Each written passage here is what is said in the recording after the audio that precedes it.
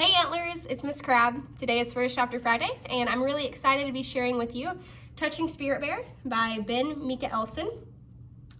This is a realistic fiction book, and it's actually a book that I have not read yet. It's been recommended to me by numerous teachers, and I actually bought it at Half Price Books about, 3 weeks ago. One that I want to read, but also one that I want to share with you guys in hopes that you read it as well. So let's get started with the back cover, and then I will read the first chapter to you. Alrighty. Whatever you do to the animals, you do to yourself. Remember that. At 15, Cole Matthews has been fighting and stealing for years.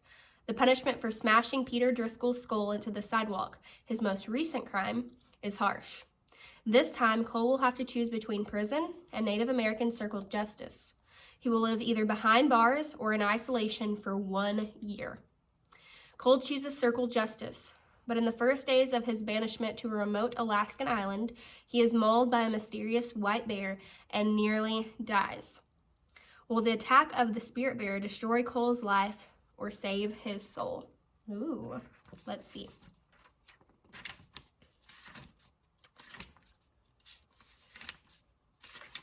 Chapter 1. Cole Matthews knelt defiantly in the bow of the aluminum skiff as he faced forward into a cold September wind. Worn steel handcuffs bit at his wrist each time the small craft slapped into another wave. Overhead, a gray matted sky hung like a bad omen. Cole strained at the cuffs even though he had agreed to wear them until he was freed on the island to begin his banishment.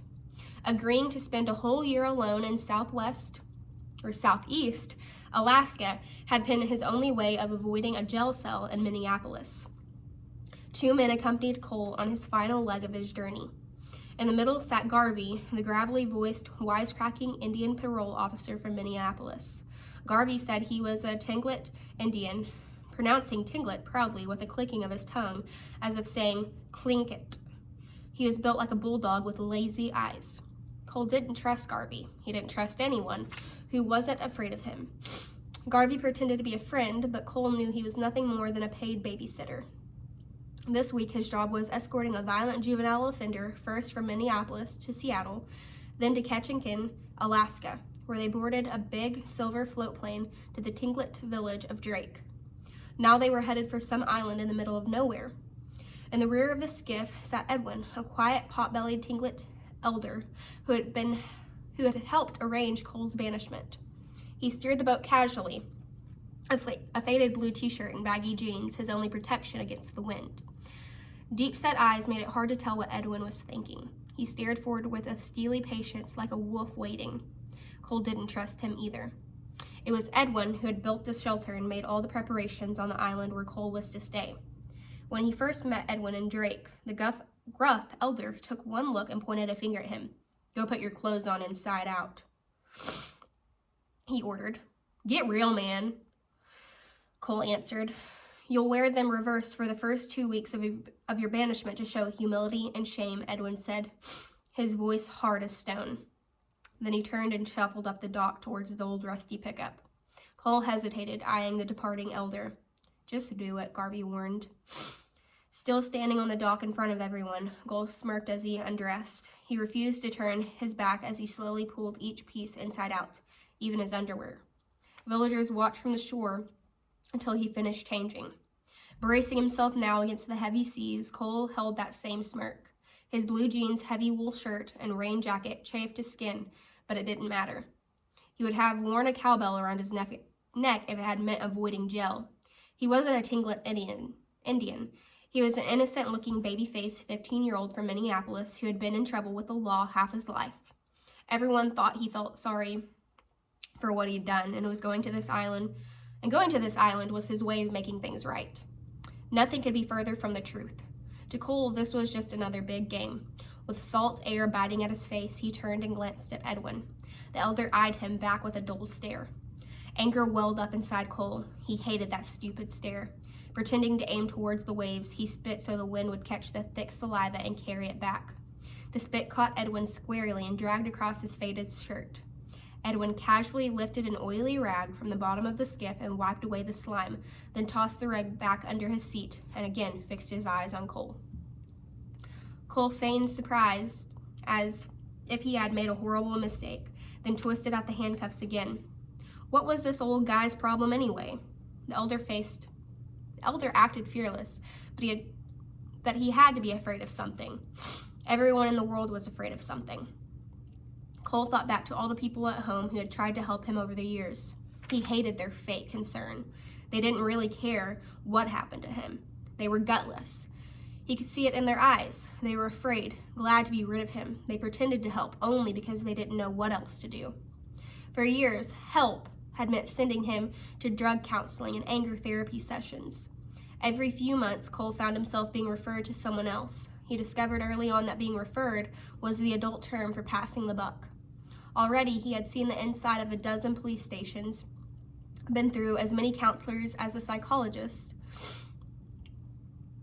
several detention centers, and 2 residential treatment centers.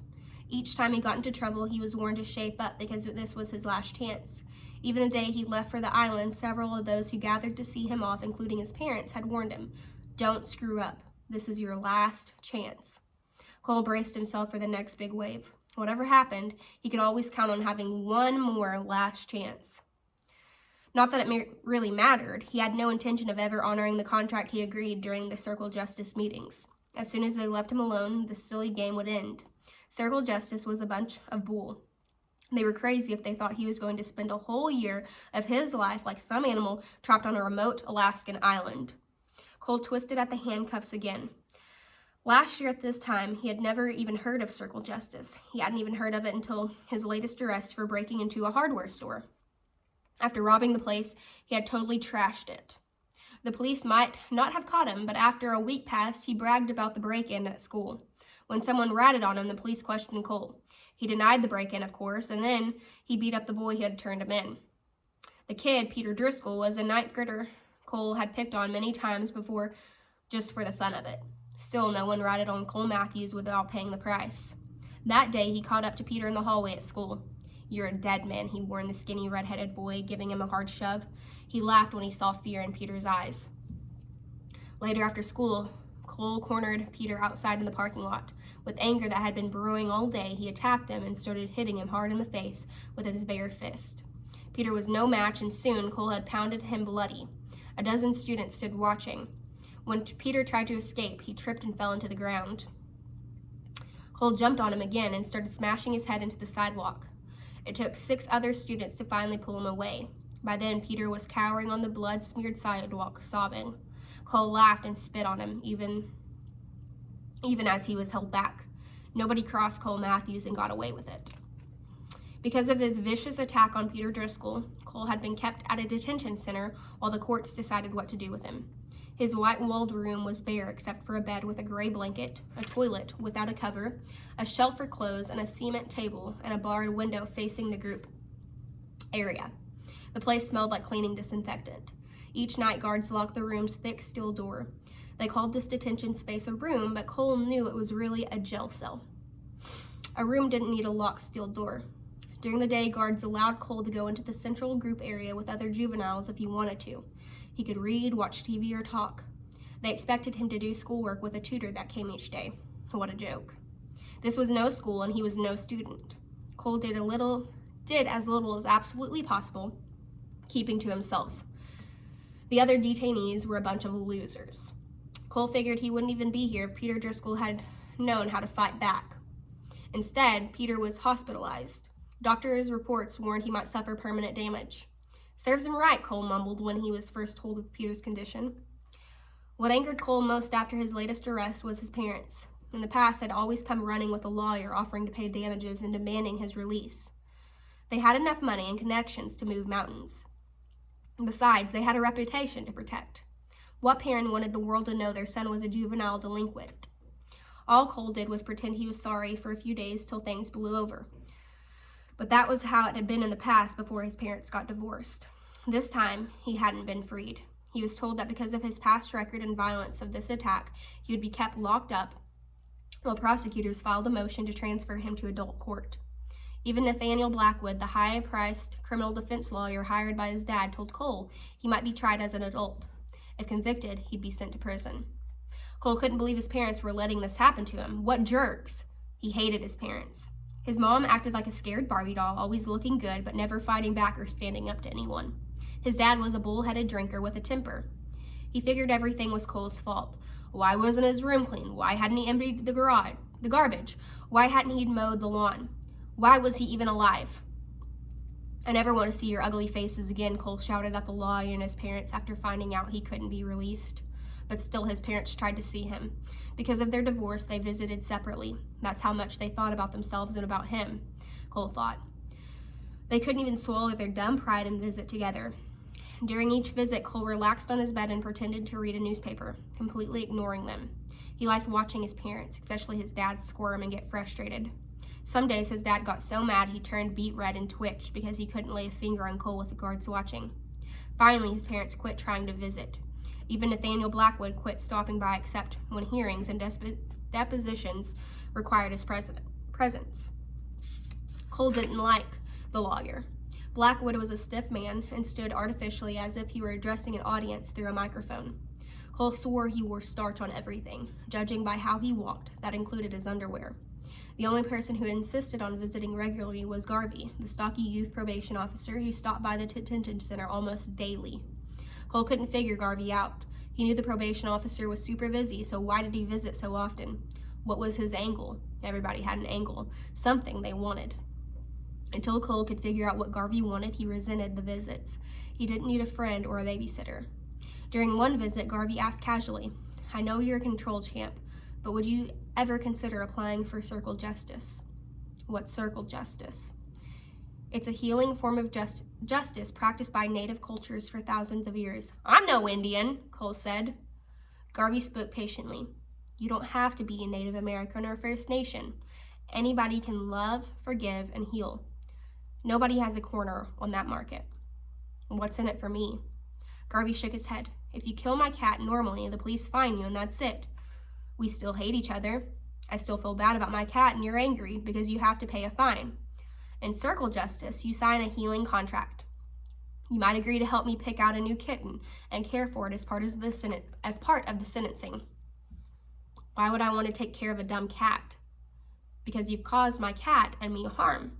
By doing something for me and for another cat, you help make things right again." "What if I don't care about you and your dumb cat?" "Then do it for yourself. You're also a victim.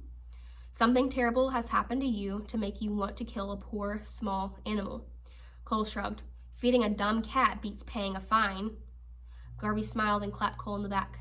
"You just don't get it, do you, champ?" Cole ducked away from Garvey. He hated being called champ, and he hated being touched. Nobody ever touched him except to hit him. That's how it'd been as long as he could remember. "Circle justice tries to heal, not punish," Garvey explained. "Your lawyer might take you to a zoo to help you appreciate animals more. The prosecutor might have you watch a veterinarian operate for a day to realize the value of life. The judge might help you on the weekend to make birdhouses as repayment to the animal kingdom for something you destroyed. Even neighbors might help in some way." "They actually do that stuff here in Minneapolis?" Garvey nodded. "It's a new trial program. Other towns and cities are trying it too." "Why go to so much trouble?" "To heal. Justice should heal, not punish. If you kill my cat, you need to become more sensitive to animals. You and I need to be friends, and I need to forgive you to get over my anger. That's circle justice. Everybody is part of the healing, including people from the community, anybody who cares. But healing is much harder than standard punishment. Healing requires taking responsibility for your actions." Cole bit at his lip. "So would this get me out of going to jail?" "It isn't about avoiding jail," Garvey said. "You go to jail angry, you stay angry. Go with love, and that's how you come back. This is all about how you do something, not what you do. Even jail can be positive if you go in it with a good heart. I will say this, however. Usually the jail sentence, if there is one, is reduced under circle justice." That's all Cole needed to hear. He knew what game to play. "How do I get into this justice circle stuff?" he asked innocently. Garvey placed a hand on Cole's shoulder. "I'll get you an application," he said, "but you're the one who starts the process in your heart." He He tapped Cole's chest. If you don't want change, this will never work. Cole forced himself not to pull away from Garvey's hand. I really do want to change, he said, using the innocent, childlike voice that had served him well countless times before. Garvey nodded. Okay, let's see if you're serious. I'll help you with the application. After Garvey left the detention center that day, Cole jabbed his fist in the air. Yes, he explained. The world was made of suckers and fools, and today Garvey was at the top of the heap. And that is chapter 1. So if you want to keep reading, this will be on my shelf, and let me know what you think of it.